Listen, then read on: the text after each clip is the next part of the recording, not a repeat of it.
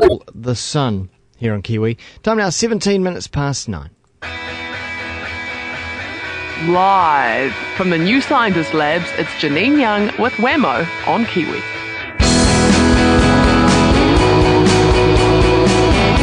From the New Scientist Laboratories in Melbourne City, Janine Young joining us. Good morning, Janine. Good morning, Whammo. How are you? As I was just saying briefly off air before we came on, I have a breakfast meeting to get to in about 5-10 minutes, and I'm not a morning person. I've been up since 5:15, and I'm a little bit tired and sleepy and grumpy. Yeah, no, fair enough. Hey, I'll make it my mission. I'll try and cheer you up before the end of the segment. How's that? Oh, talking to you is a completely different thing, my friend. I quite enjoy that. And we're talking about cool stuff today. That's something to be happy about. We're talking about the race to build a car that will smash the sound barrier. Come on, that's cool. It is cool. We're certainly looking at gadgets and toys very much into the future, although they're starting to become real now. As you say, there is a race on to build a car that's going to be able to smash the sound barrier. Now, that means that they're going to be travelling at over 1,000 miles per hour, and that's about 1,700 kilometres per hour. Wow. Yeah, you're going to have to go somewhere that there's no speed limits because, frankly, you're going to get busted. It presents all sorts of engineering challenges that an ordinary car doesn't face.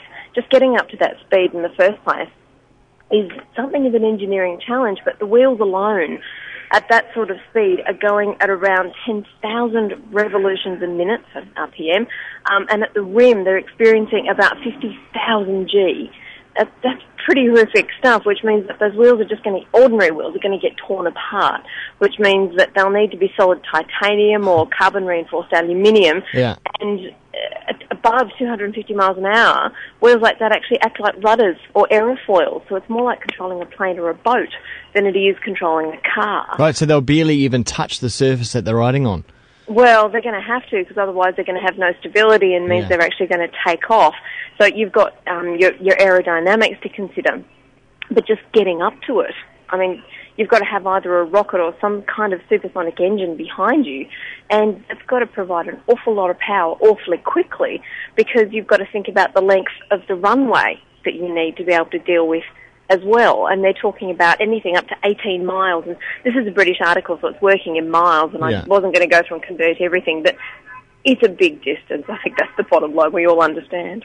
So if they do get round to even testing some prototypes, this could possibly happen in Australia, couldn't it? Out in the outback. It could. They're looking at a range of places that could do this. So America, various parts of the Middle East. I think one of the major salt plains is in America. Is it Utah? Yeah, that's it. That's what I was trying to think of. Can I go back to the sleepy, irritable morning thing? Because my brain doesn't actually, even though I talk to you every Thursday morning, my brain doesn't always function properly. But salt pans is a lot of the time, like Utah, where they do these sorts of tests. They're really hard, but they're very slippery, and they're flat and clear of debris, which is a good thing. But because they're so slippery, it's very hard to control. And mud flats, on the other hand, are more forgiving, but they're covered in rocks or stones. So they're going to have to sweep an area about 18 kilometres by 500 metres to clear space for I was going to call it an aircraft, this car, to try and make this run to go fast enough. But I guess some people would say, what's the actual practical application of this? I mean, there isn't really, is there? It's just cool. I think you might be right. I've been trying to find a reason for it for the last 24 hours, and frankly, I can't. No, I think it's boys and their toys, and because they can. Yeah.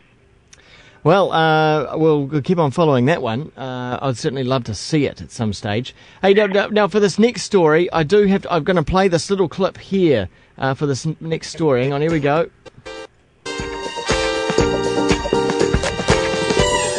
Medibot. Medibot. Medibot. I couldn't resist playing this. That's a little clip from a show that hasn't screened here in New Zealand called Look Around You. It's from Britain, where they had a Medibot, what they called a Medibot, on the show, and it was like a robot from the future that did surgery. You are a little nerdlet sometimes, aren't you? We love you. You're such a little nerd. You put me to shame and that's really saying something. But we're talking about Medibots now. What are these? These are actual real machines that are able to to get inside your system, inside your body, and help repair things, basically. It's not going to be the little nano machine that goes in and repairs your blood vessels out of anybody's control. They're not quite that organised or that developed yet. Yeah. However, the basic principle of keyhole surgery, where they make just a tiny incision and then are able to use instruments that are controlled from the outside, has been taken and developed, and there's a machine called the Da Vinci robot that allows a surgeon to remove a patient's prostate gland, for example. Goodness. Basically by controlling it from the outside, but it's much more precise than being able to do it with human hands alone.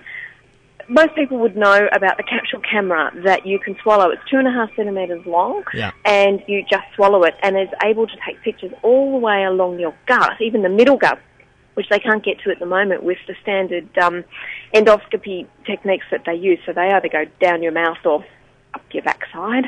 Not pleasant, but, if you need these kind of things, then it can give you information all the way along. That's been working for a long time.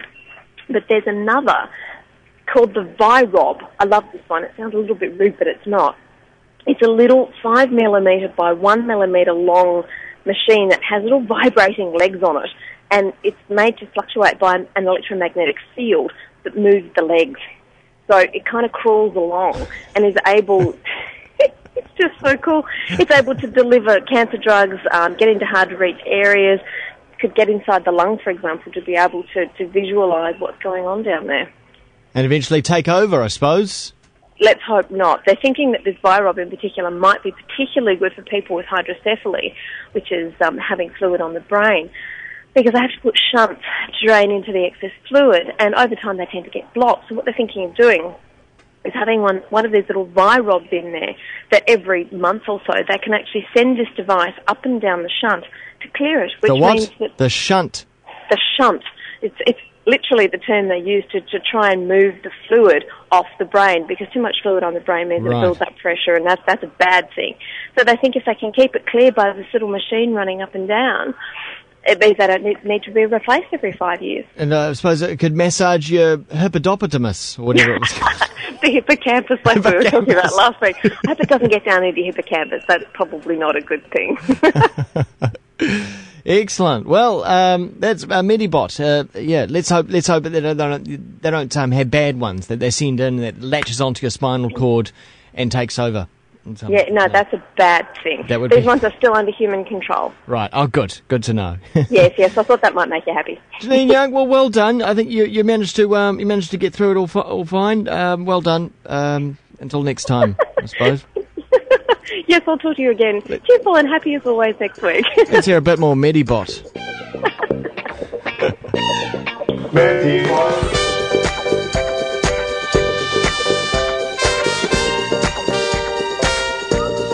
Medibot.